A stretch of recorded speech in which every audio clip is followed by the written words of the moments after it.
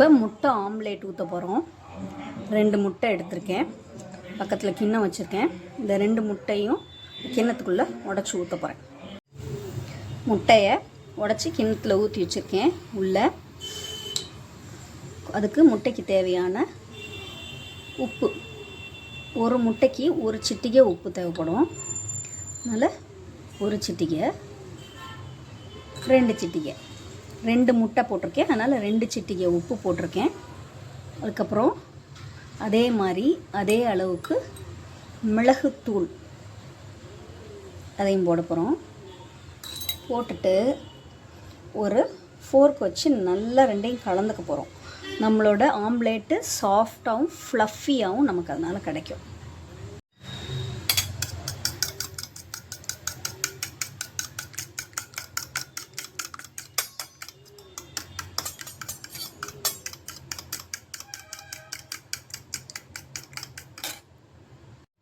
நல்லா மிக்ஸ் ஆகிடுச்சு. இப்போ இதை தோசைக்கல்லில் கொஞ்சம் எண்ணெய் ஊற்றிட்டு ஊற்ற போகிறோம். ஒரு தோசைக்கல்லில் ஒரு 1/2 ஸ்பூன் எண்ணெய் அப்படி சுற்றி ஊற்றிட்டு, இப்போ முட்டை நமக்கு அடித்து வச்சுருக்கோம் இல்லையா, அதை இதில் ஊற்றப்போம்.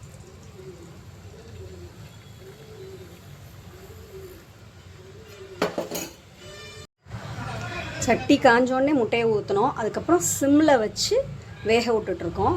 நல்லா ஓரளவுக்கு இந்த மாதிரி வெந்துடணும். இந்த இங்கே இருக்கா, இது எல்லாத்தையும் இப்படி எடுத்தோம்னா இதில் இருக்க இந்த வாட்ரி போர்ஷன் எல்லாம் வெளில வரும். இப்படி எடுத்து விட்டுக்கலாம்.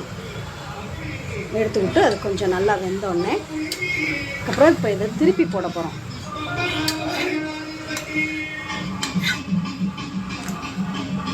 திருப்பி போட்டு நல்லா வேக வைக்க போகிறோம். நம்ம இப்போ திருப்பி போட்டோன்னே இந்த மாதிரி இருக்கும். சிம்மில் வச்சு தான் வேக விடணும், முட்டை கருகிடக்கூடாது.